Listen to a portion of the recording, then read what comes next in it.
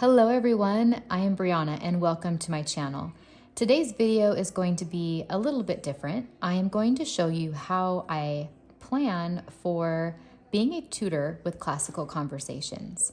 Now this is the binder that I kept this year for cycle 1, and it just kept all of my information that I needed for class and just for the year in general.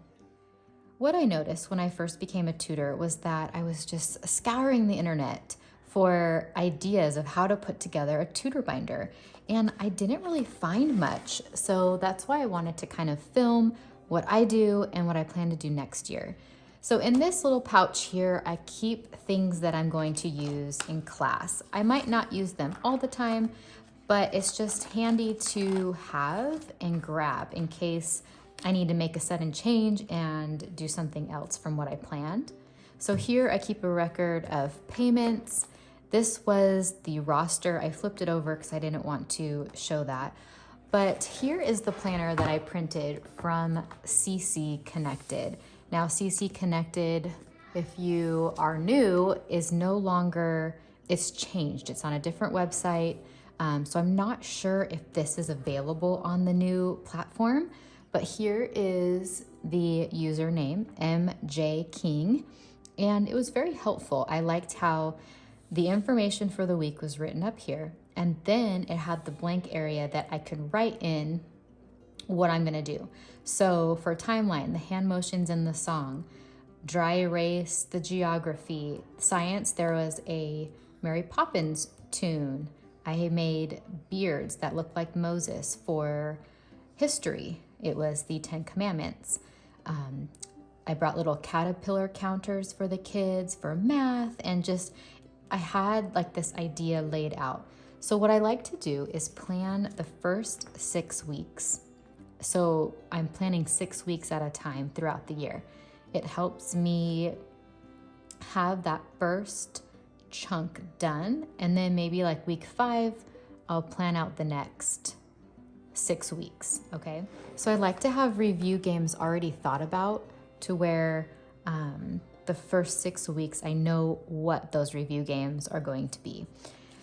So after, I will keep a tab on the area that I am in here so that it doesn't get lost or confused, because if you see, I don't have this broken in to weeks. I just kept flipping. I would write out something that I wanted to tell the kids about science. So that was week 1. So here's week 2. Again, I wrote out information. So there's really not a lot that I have kept. Week 3, okay, science. And then I just drew a bunch of different things. So I'm keeping these for future years so that when, or if I am a tutor for this cycle again, I have all of this information already done and I can just pull from it. And so it just makes it easy. So I have all 22 weeks of these science pages from Nicole Liam. Those have really helped in class. And there's pictures on some of them. So if you ever need help on science, I know those are fun. This was a printable from CC Connected. Again, I should have done my research before doing this video, but I'm just not sure what is available on that platform now. So I want to kind of talk about how I store this information after I am done using this binder for the year. So let me go ahead and show you that right now. Once I'm finished with the binder for that specific cycle, I take everything out and I file it away in this file organizer. So let me show you inside. I have it broken out by week. So week 1 to 24. And then I have a miscellaneous back here of anything that I used for things to jump on the ground and stuff like that. Not specific to a week. Now in the week file folder, I have folders that are labeled cycle 1 and cycle 3. Now we're coming up to cycle 2, which means I need to create folders for cycle 2 so that when I get resources or anything like that, I can just pop them in here. Now it's been helpful to have everything broken down by week. Once I take everything out of the binder, I will find that specific week and then put them in the folder that it belongs to for the certain cycle. It's just been really helpful to have everything organized like this. It's all in one place, all 3 cycles. I know that I could keep everything in a binder, but for some reason this just helps me more than a binder would. Only because I could keep things like, say this. I mean, this is bigger than a binder and I didn't want to hole punch it. So it gives me the ability to store more things than just papers or a planner in my binder, if that makes sense.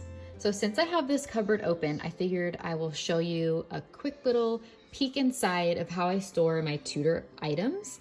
This is where I keep that bin, where I keep all of my information. And then I just keep all of my supplies on these 2 shelves. Now I have just random things. I mean, guitars are in here, these little fly swatters. In here I keep little fun manipulative style things and balls, spoon and egg races. I have my markers in here. This is how I store my timeline cards. It's just very helpful. I do have another set of timeline cards here that I use in my classroom at home to hang up on my cork board. Let's see, eye masks, and then just other random games and things in there.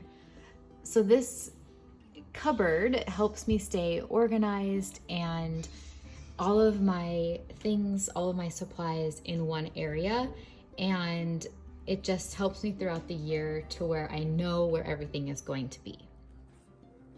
So I'll go ahead and file all of these away after I turn off this video so that it is complete and ready for the next school year.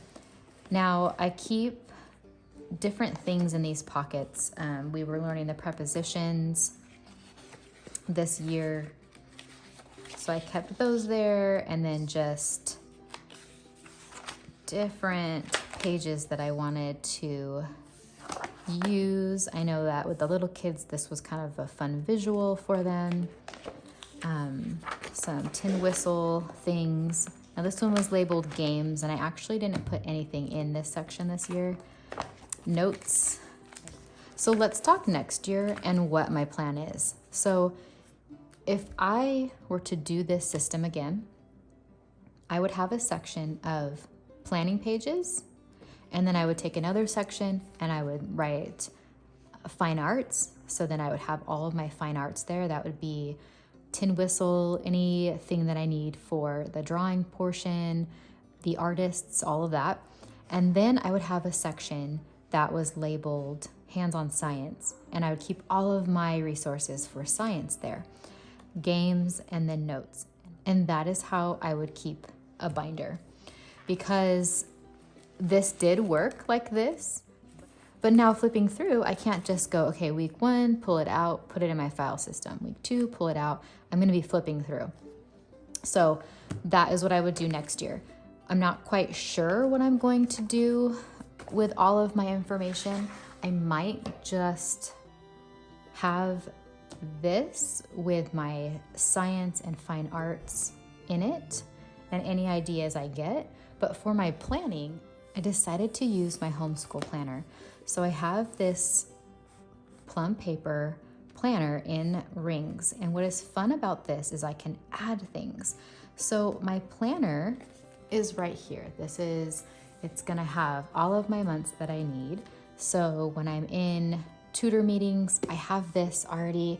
I can check dates and all of that. But then in the back here, I had a simply gilded notepad, and I just tore out these little pages. I thought it was perfect because it had all of these individual boxes, so I can write what I want to do for each portion of the new grammar and then write my review game.